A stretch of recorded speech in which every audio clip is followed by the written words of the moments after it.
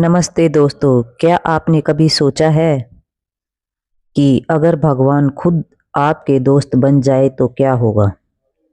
क्या आपने कभी ऐसी मित्रता देखी है जहां एक तरफ राजा हो और दूसरी तरफ एक गरीब ब्राह्मण, लेकिन सिर्फ दो दोस्तों के दिलों में एक जैसा प्रेम हो? आज मैं आपको सुनाने जा रही हूँ भगवान श्री कृष्ण और उनके परम मित्र सुदामा की ऐसी अद्भुत और भावुक कथा, जिससे सुनकर यह विश्वास और भी मजबूत हो जाता है कि सच्ची मित्रता और सच्ची भक्ति कभी व्यर्थ नहीं जाती। कहा जाता है कि जब सुदामा अपने मित्र से मिलने द्वारका पहुंचे तो जो हुआ वह आज भी दुनिया के सबसे बड़े चमत्कारों में से एक माना जाता है। तो आइए प्रेम, भक्ति और सच्ची मित्रता की इस पवित्र कथा को शुरू करते हैं। जय श्री कृष्ण। बहुत समय पहले जब भगवान श्री कृष्ण और सुदामा छोटे थे, तब दोनों एक ही गुरुकुल में शिक्षा ग्रहण करते थे। उनके गुरु थे एक ही। गुरुकुल में सभी शिष्य एक समान जीवन जीते थे। राजा का बेटा हो या गरीब ब्राह्मण का बेटा, सबको समान नियम का पालन करना पड़ता था। श्री कृष्ण और सुदामा की मित्रता बहुत गहरी थी। दोनों साथ पढ़ते, साथ खेलते, साथ ही भोजन करते थे। एक दिन गुरु माता ने दोनों को जंगल से लकड़ियां लाने भेजा। जंगल में अचानक तेज बारिश और तूफान आ गया।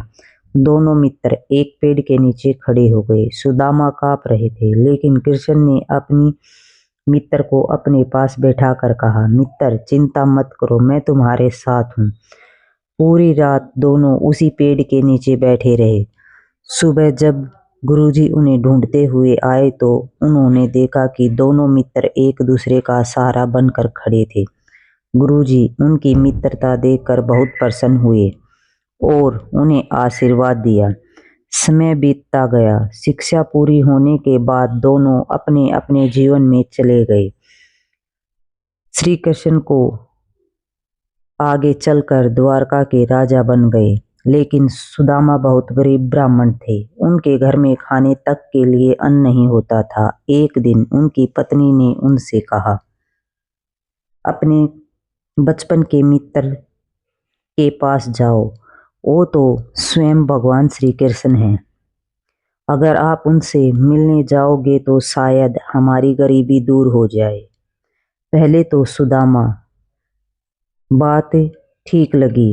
उन्होंने कहा, मैं अपने मित्र से कुछ मांगने कैसे जा सकता हूँ, लेकिन पत्नी के आग्रह पर वे श्री कृष्ण से मिलने को तैयार हो गए।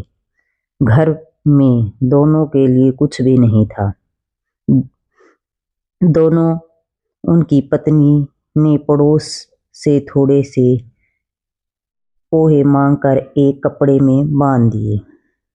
जब सुदामा द्वारका पहुंचे तो वहां का भव्य महल देखकर वे हैरान रह गए, लेकिन जैसे ही कृष्ण को पता चला कि उनके मित्र सुदामा आए हैं, वे तुरंत अपना सिंहासन से दौड़ते हुए बाहर आए। उन्होंने सुदामा को गले लगा लिया।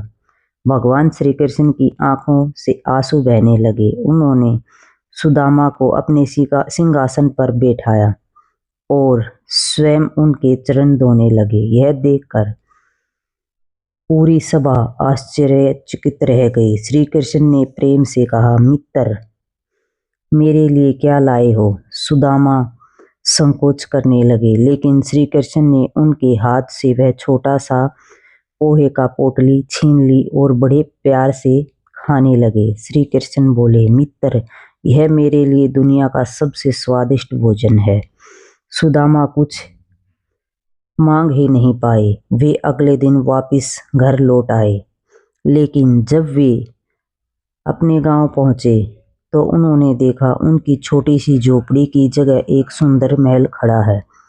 उनकी पत्नी सुंदर वस्त्रों से उनका स्वागत कर रही है।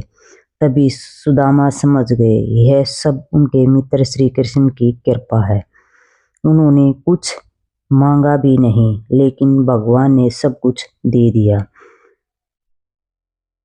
इस कथा से हमें 3 बातें सीखने को मिलती हैं। सच्ची मित्रता कभी नहीं बदलती। भगवान सच्चे भक्त का प्रेम जरूर स्वीकार करते हैं। जो बिना मांगे भगवान को प्रेम देता है, भगवान उन्हें सब कुछ देते हैं।